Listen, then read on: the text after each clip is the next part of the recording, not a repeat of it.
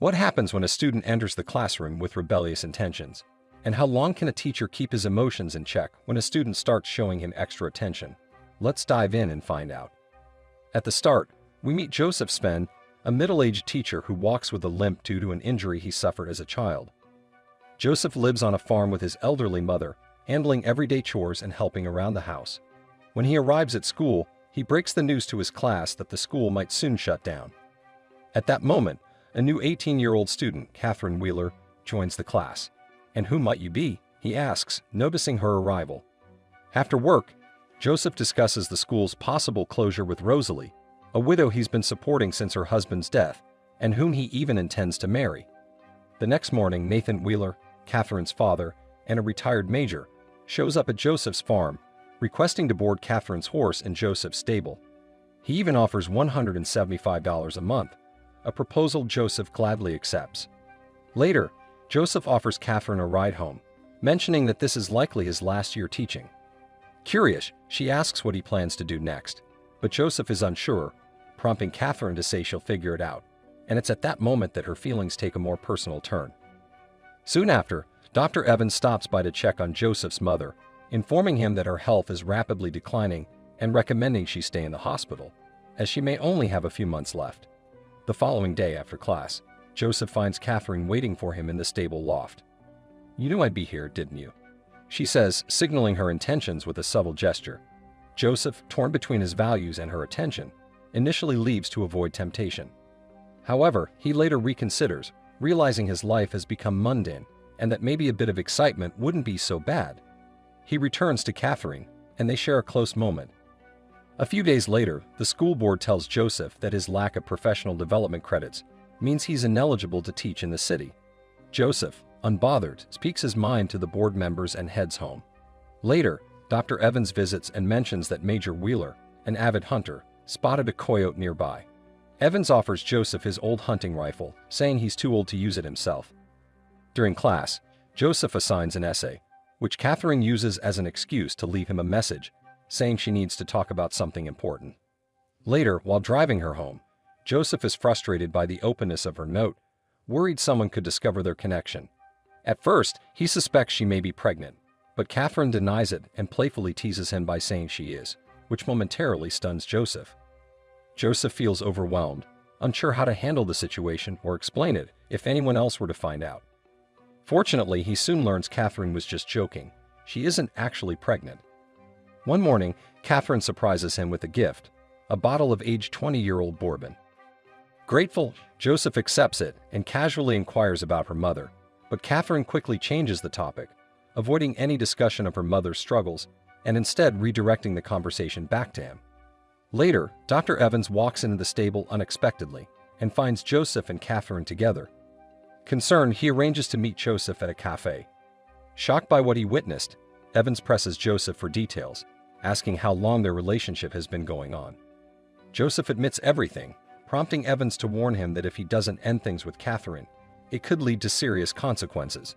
He reminds Joseph of his relationship with Rosalie, who's waiting for him to propose. After a lively school party, Rosalie invites Joseph to her home, hoping to spend some intimate time together. Her intentions are clear, but Joseph, feeling conflicted and unable to express his true feelings, declines her invitation. Rosalie is left hurt and confused by his refusal. She had hoped for more than just friendship, and his sudden withdrawal stings deeply. When Joseph returns to his home, his mother, who has always been observant, hints that she knows about his involvement with Catherine. She questions how long he plans to continue the affair, her voice frail but filled with unspoken concern.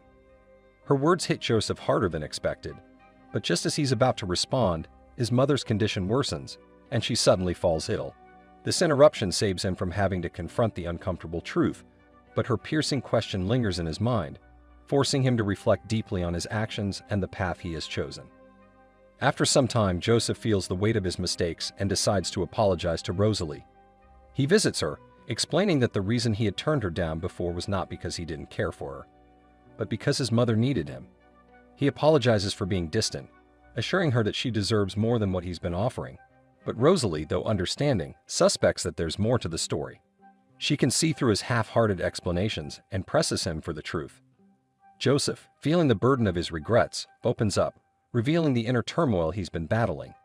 He explains that as he's grown older, he's realized he hasn't truly pursued his own dreams, constantly putting others' needs before his own. He confesses his longing for a peaceful life, away from all the chaos, where he could sit on a quiet, secluded beach, fish, and simply relax in solitude. But above all, he admits that he wishes for one thing: to share a moment of genuine tenderness with her.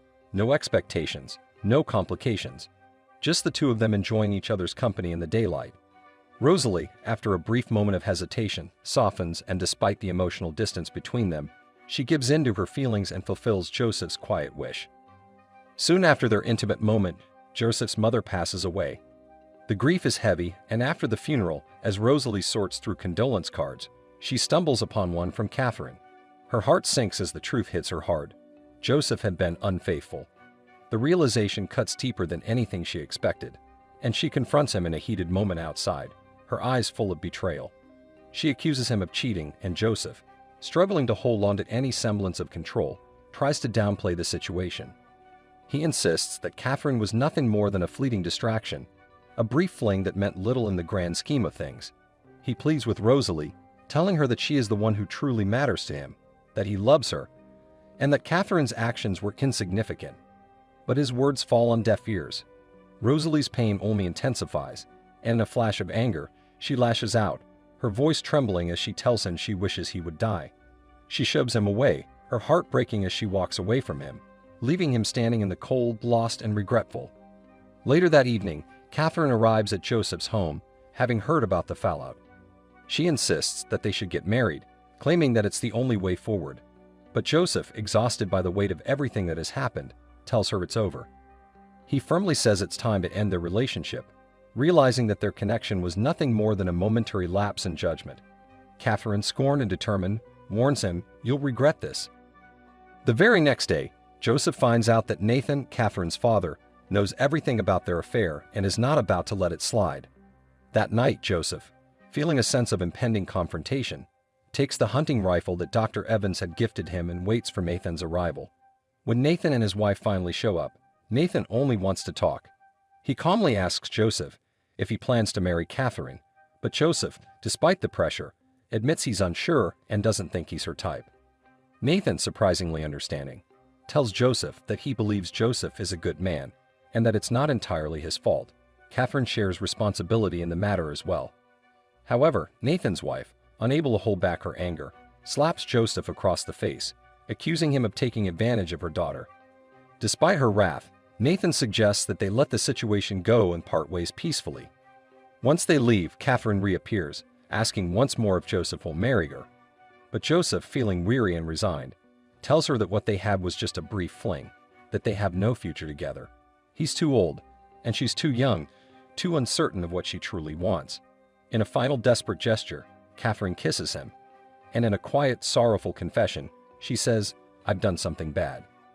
Joseph, confused and conflicted, steps outside and is shocked to see the barn engulfed in flames.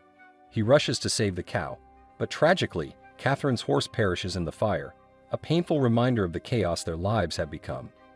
The next day, Joseph realizes he can't keep living like this. He decides to make things right. He seeks out Rosalie, tells her that he truly loves only her, and that he wants to build a life with her. Rosalie, moved by his sincerity, forgives him. Together, they make their way to the ocean, where they decide to leave everything behind and live the rest of their lives together, away from all the pain and mistakes of the past. And that's the end of the story. Thank you for watching. Don't forget to subscribe to the channel, like the video, and leave your thoughts about the movie in the comments. See you next time.